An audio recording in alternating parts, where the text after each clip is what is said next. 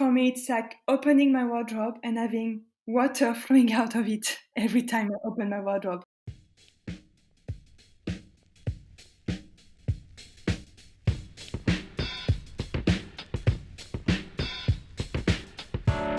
Welcome back to Responsible Impact, a production of Magic Links. We connect influencers and brands in e-commerce, and so this is the show where we take a good look at the way sustainability intersects with this space.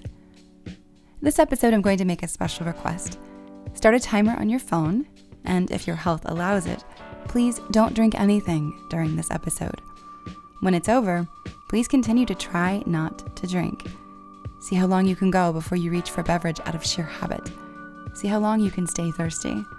If you want to double down, don't use any water at all. No hand washing, no rinsing dishes, nothing. I'll wait a sec so you can start your timer. Today's guest is Aurélie Rossini, and in addition to having the most charming accent, she's a board member for and works with the Berlin-based organization Drip by Drip. They focus on improving the fashion industry's use and pollution of water sources. At the end of the episode, dive into dripbydrip.org and see how you can help. The people they are helping helped make your wardrobe, and it seems more than fair to help them have clean water. It's a lot of helping, huh? All right, you ready? Let's go.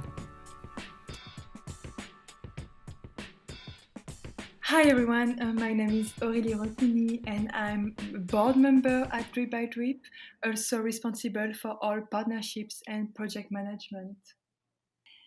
So Drip by Drip was created in 2017, but I think it started already long before in Ali Azimi's mind.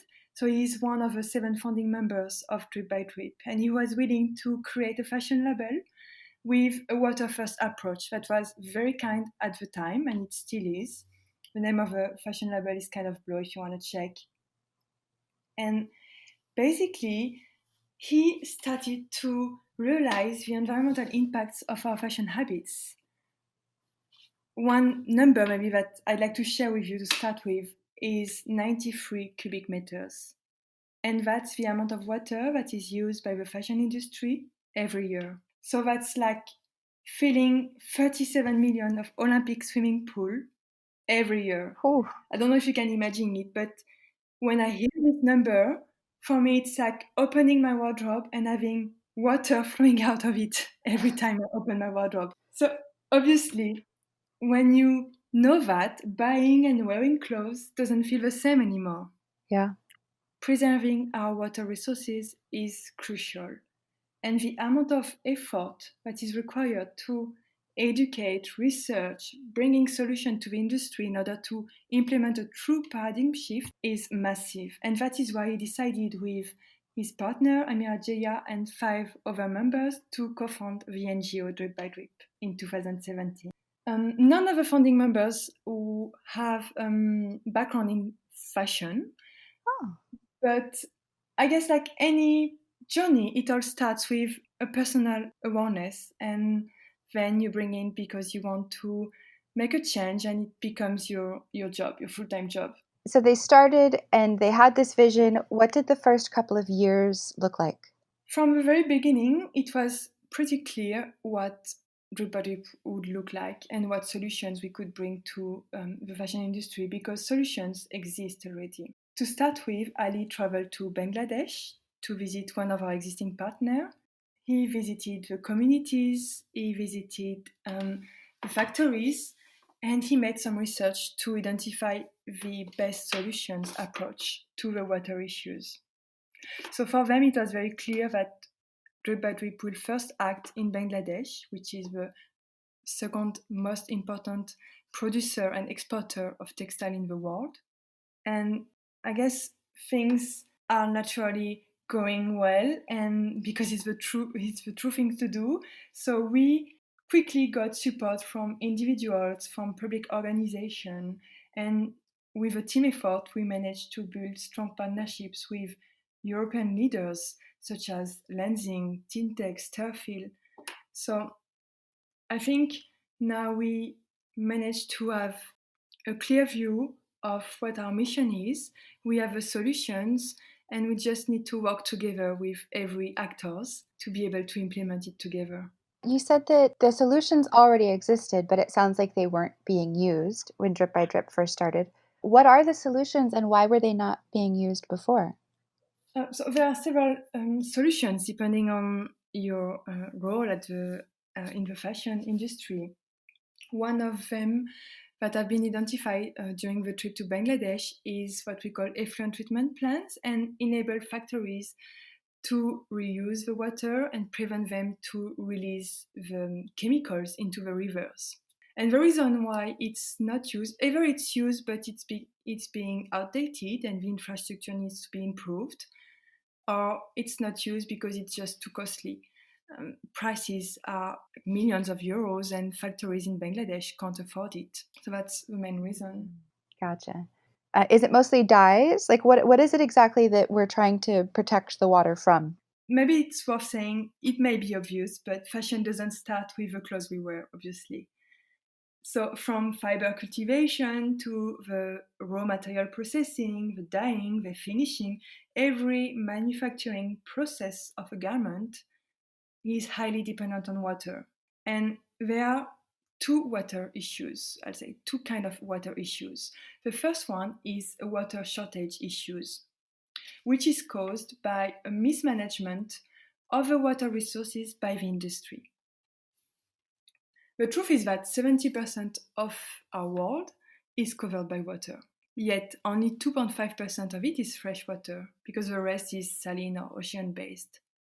And even then, only 1% is accessible, so that makes like very tiny bit, 0.007% of water that is left on Earth to drink and feed the growing population.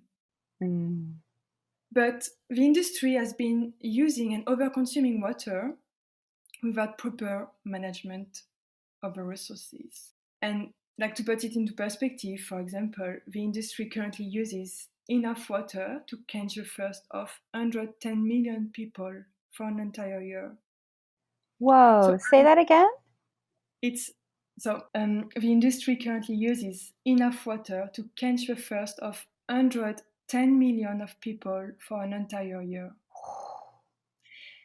Yes. And as population is growing, as the demand for clothing is expected to grow by 81%, according to the latest Pulse of Fashion Industry report, we can only expect more and more people to suffer from water shortages. Indeed, the UN predicts that by 2050, 5 billion of people could suffer from it. Ooh. So yeah, it's a lot. Yeah, So that's it's not good. not only a matter of like an issue that is impacted people in the producing country, in Africa, in Asia. Quickly, it will come to Europe, to the US. So it really is important that everyone becomes a water advocate. When you guys are talking about water, is it also including the water that gets used on, for instance, cotton as it's growing as a crop? Exactly. So we take really into consideration, or it's important to take into consideration water that is used at the cultivation of the raw material, for example, cotton. Then when you create the yarn, you produce the fiber, you make dyeing and so on. Every step uses water. The thing is that most fashion labels don't even know who is at the bottom of the supply chain, because we live in a world of global interdependency, and Mhm.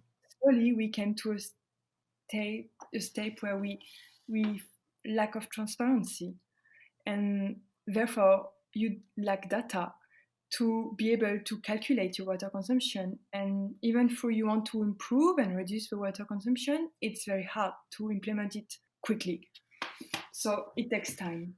That actually brings up a good question. So you guys have a kind of a water calculator for your wardrobe right now. Can tell me about that? The water playbook we try to make it fun and interactive. It's a tool to help individuals to calculate their water consumption into their wardrobe. So you can say that you have a cotton sweater, a jumpsuit, a socks, and so on, and then it adds up the amount of water that is in your wardrobe, and it's just crazy. And I dare you to try vacuum before playing around with it, and I'm sure you'll be surprised. Everyone will be. I've been the first one surprised by it. Yeah, I did mine, and I think it was something like over 250,000. I think it was gallons of water. Was it liters of water? I'm forgetting, but it was such a big number. It almost doesn't matter if it's gallons or liters. And I was literally shaken. I was like, that is an insane amount of water that has gone into just my closet. And I don't think I have a terribly big closet compared to some people. Yeah, yeah, it's shocking. You're right. Absolutely. What can you tell us about Bangladesh, and what can you tell us about like stories from your time or your group's time there? Well, first, I guess many pictures, mostly nowadays, are being diffused on socials and online of polluted rivers. So you can see the dark blue rivers or the red rivers, and I can confirm that this is true. This is what's happening on the other side of the world. So for many decades, the textile industries have been using chemicals to produce our clothes without too much attention. But now we realize that the rivers are heavily polluted with toxics from the garment mills. So people there are drinking contaminated water, and most of them, they do not have access to a source of clean drinking water. They can't afford to have water filters. Most of them try to implement a shallow tube wells, which is a more affordable options. Um, but still, the shallow aquifer is heavily contaminated with the industrial toxics, and therefore, when people pump the water, it smells, and it smells very strong. Even though they know it's not good for their health, they don't have other options. This seems like a really appropriate time to jump into an aside and remind you to please not drink anything for the rest of this episode. Or better yet, put some, I don't know, say chromium in a drinking glass, and then ask yourself how thirsty you'd have to be to cave in and drink it. What we try to do is to identify what would be the best option. I mentioned the effluent treatment plants that we can implement together with factories, which is a long-term solution and very costly. But there is one, I'll say, short-term solution that is less costly and can be implemented very quickly. That's biosand filters. So how does it work? It's about 1 meter high, and it's filled with different layers of gravels, of sands, of activated carbon. So, and you put the water on top. So any source of water can work. It can be from rain-fed water. It can be water from the rivers. And it just, with the gravity, slowly drips down to the different layers. And at the end of the tap, you get a clean drinking water. Wow. One biosand filters cost about €1,500 maximum, and it helps 90 families for over 10 years. It requires low maintenance, it's very quick to implement, and so far that's the best solution that we found to help communities. And it's like immediate action, it's concrete action on the field. So that's our favorite options to help garment workers and their families. And that's why we try to put all our funding into these projects. What are some of the health issues that you're seeing? Can you speak to that at all? Like the things that people are going through because of having contaminated drinking water? Yeah, so there is, generally speaking, there is huge risk of contracting water-related disease. There are a lot of them. I won't be able to list them all, but there is, for example, cholera, typhoid, or there is also a lot of skin disease that are due to the contaminated water. And in the world, I think it's estimated to, the estimation is 1.8 billion of people that are drinking water from a contaminated source of water. So it's a lot. That's another issue because we mentioned the water shortage issue, but there is also the water pollution issue that is caused by the industrial wastewater not being treated and being released without proper treatment into the ecosystem. Yeah. We're talking about hundreds of millions of tons of chemicals that are dumped into our rivers every year due to the textile industry. Ugh. In terms of people within the fashion industry, how have they mostly responded when you've approached them, and who is it that you've been able to collaborate with? There are different responses, obviously. Yeah. I'm still surprised to see that some are not answering or not taking into consideration water. I mean, I know it's not a profit-friendly approach, but that's one of the most important resources we have on Earth. Yeah. Impacts everyone. Um, Having said that, we're very lucky to have a strong network of advisors that are mostly from the industry itself or from water management research. And the team is growing. Our partners, I mentioned, Lenzing, Turfield, Tintex, and Hagro, they are really working with us and they're supporting us on our mission. So we've been lucky so far. I'm not familiar with their practices before they started working with you, but did they need to change anything that they were doing? Or were they already on board with this and then it was a natural fit to work with you? Like what? They're already working at their own level to improve sustainability internally. So it was more like a continuity, like the natural continuity to work together with us. And what they're doing so far, Terfield, Tintex, and Lenzing, they're helping us to co-develop what we call the Blue Lab fabrics. So that's our collection of water-friendly fabrics. Yeah, I was going to ask about those. Can you tell me some more? Yeah, sure. So at the moment we have 10 fabrics that are made from natural raw materials, mostly rain-fed cotton, modal, which is from beechwood, and hemp. And we're working together with our industry partners to find the best combination of materials, of fibers, to have very soft and strong quality, high quality fabrics that are using the lowest water footprint possible. They are also all European made, so our partners are European, but the raw materials are chosen as well because they're growing in a water friendly way in Europe. And we are now working on 15 more fabrics Wow. for beginning of 2021. And we decided from the beginning not to use any plastic as well, so it's really focusing on natural fabric, natural raw material.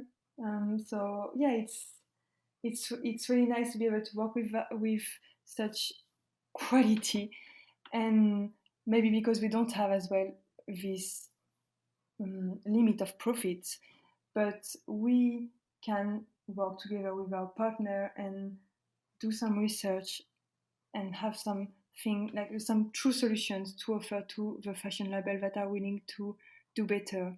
So fashion labels can purchase these fabrics directly from our partners, and 10% of the proceeds go back to Drip by Drip to fund our water filters project in Bangladesh. So you also have, I know, this campaign called the Year of Giving Water, and it Mm-hmm. sounds so exciting. Tell me, what is the Year of Giving Water?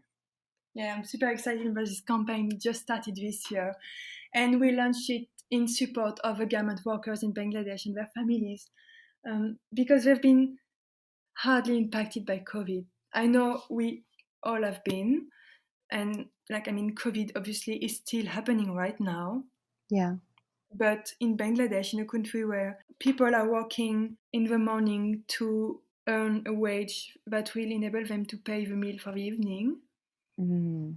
and most of the families, only one person in the family is working for the whole family members. So when the lockdown happened and factories closed, they were left on the street, and to the poverty that already exists in the country adds up hunger. So that has been a true disaster. And following the lockdown, recently the country has been under heavy floods. Every year it happened, that's the monsoon season, but this year has been harder than any other year. So we really wanted to do more.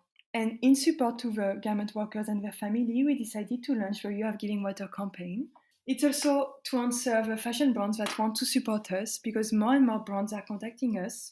And so far, we didn't have any partnership in place with brands. So we started this year what we call the brand partnerships, and fashion labels can donate to Drip by Drip to help us reach our goal, which is 12 water filters in 1 year, to help a total of 6,000 people to access clean drinking water for over 10 years. We're very, very happy. We already collected funding for 3 filters, a bit more than 3 filters that are being implemented as we speak. So we hope that there will be much more to come. We'd also sort of chatted about your long-term plans and what consumers can do to help change what the future can look like. I think that those all are probably a related conversation. If you want to dive in, tell us all about that. Yeah. I like to say that everyone has a role to play, right? Yeah. And as a consumer, there are a lot of things that you can do, even like without changing too much of your habit. The first thing, obviously, is to play with a water playbook and have knowledge about your water consumption that is in your wardrobe. But then there is some tips that I will say that will help you to make conscious purchase. For example, you can choose clothes that are made from fibers that are less water demanding.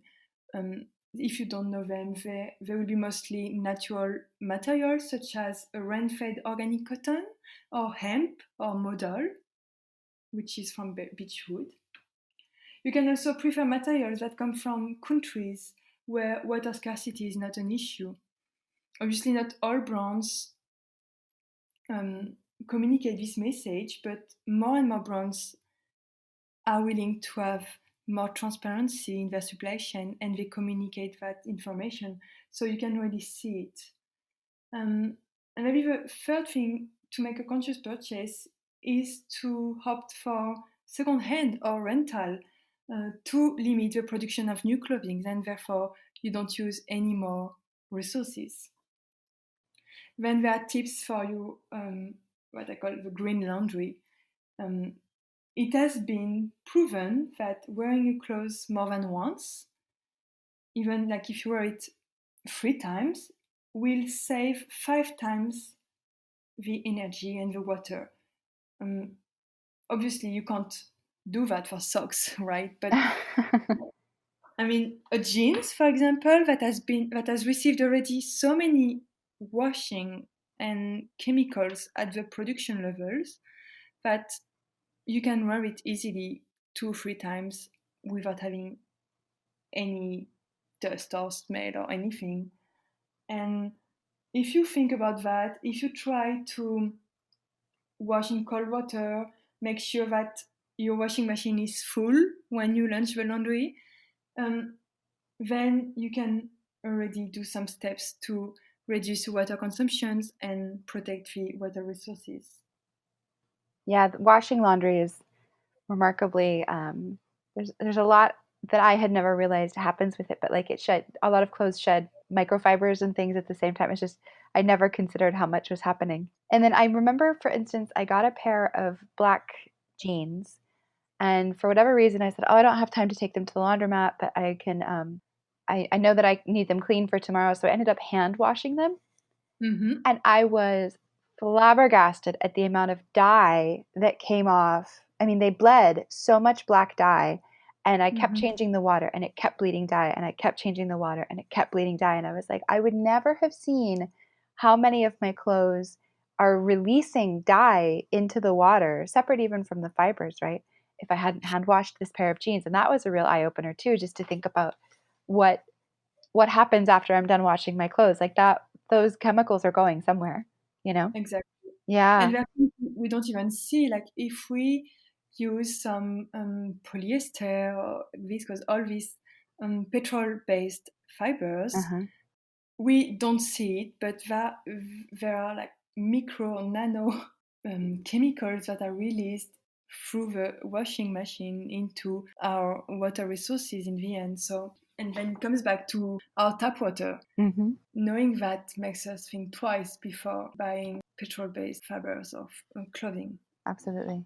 I know we had talked about the water cycle and just whatever you feel like discussing on that. So the concept of a natural water cycle states that water cannot be lost, at least not in terms of decreasing the global water resources. However, overexploitation, water pollution, and unsustainable consumptions are responsible for a shift of these available resources. So, if I'm giving you an example, the groundwater resources that are used for industrial purposes and that are not released properly, so without treatment, into the environment, that can be seen as lost in the sense that it won't be used for other purposes, for example, farming or drinking for households. I think it's important to keep in mind that obviously water cycle, sorry, is continuously moving, but if we use and overconsume the water from ground surface and we pollute the other water resources, then we're disturbing the whole cycle. Your group's long-term plans and hopes. I know that you have like a university workshop, you have a group called Women for Water. Um, talk to me about the work with those initiatives. Mhm. We've started many initiatives this year, and one of them was the university workshops. And it's true that water is still relatively a new topic in fashion. So it's not introduced to the future fashion designers in universities. And students are willing to learn more about sustainability, about their water footprint. So we created the university workshops, which is a series of workshops to talk about the concept of water cycle, to talk about the connection between fashion and water shortages, to present solutions as well from a production, from a design perspective, so that future fashion designers have the knowledge and the tools to be more responsible. And when they will get their first job, they will be able to design with water in mind. And that's why, following the workshops, we started the Fashion for Water Challenge. So it's ongoing now till January next year. And that's the first Water Friendly Fashion Award that aims to inspire students to measure and question their water footprint already from a design phase. There will be 5 finalists, so it's Berlin based this year, and the 5 finalists will be able to show their design to Neonit, which is the International Sustainable Fashion Fair in Berlin. What we want is to expand these workshops to Germany, to Europe, and internationally. So that's one of our midterm goals because we can already start from next year. Oh, that's fabulous. That makes my heart so happy. I love that. I love it so much. I think that like yeah, part of it is you have to go to the where people are being trained how to do it so that they know how to do it with water in mind, right? I mean, it makes sense. Exactly. And as an NGO, we have a huge educational role. So um, it's not, I think, not needed to blame people or blame consumers because you don't move forward this way. It's more important to bring solutions. So that's what we're trying to do with the workshops. Talk about Women for Water. Yes, so that's another campaign we started this year, Women for Water. I don't know if you noticed, but International Women's Day and World Water Day are exactly 2 weeks apart. I did not know that. So for us, it can't be hazard. Very something behind it. There is a mean for sure. So we know that water is a woman issue, but that's a topic that is not brought forward. Like we don't have much media coverage on it. From a global perspective, but also because of women's biological disposition, it is proven that women are most likely to suffer from a lack of water. For example, their bladders are smaller because there are different organs in place than men. And that's why, for example, if you drink 1 or 2 glasses of water, you need to go to the bathroom, while men can last for half a day or a day.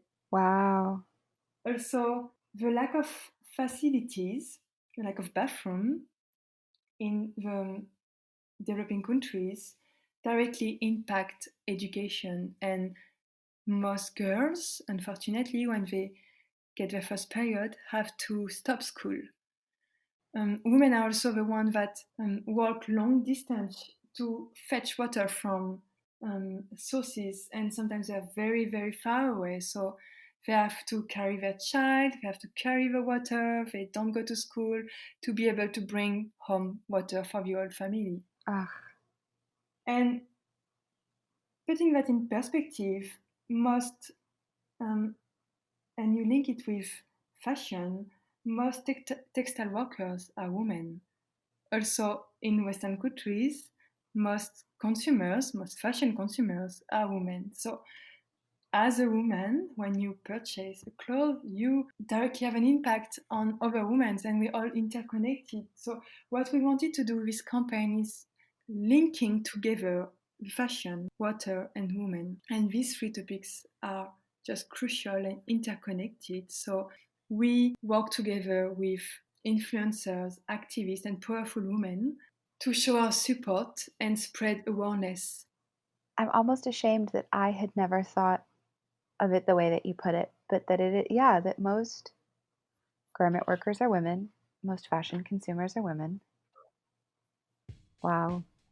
Yeah, but don't feel ashamed, because I think we just tend to forget the connection between our fashion consumption habits and the impact that it has into the producing countries and the garment workers' livelihood.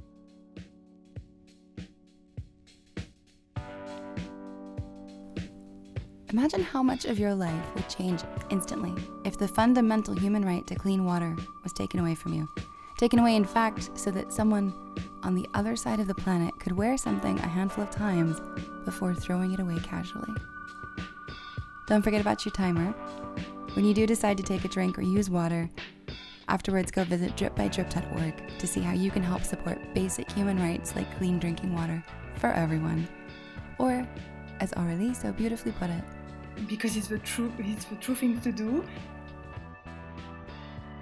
Credits this episode go to Hazel Shin, Brian Nickerson, Aurélie Rossini of Drip by Drip. I don't speak French, I don't say it nearly as beautifully as she does, but there you go, I tried. And thanks to you for listening. I join a very long legacy of podcast hosts in asking you to please rate and subscribe to the show. We don't ask for no reason, it actually really does help. All right, I'm Natalie, and I'm out. Till next time, gang.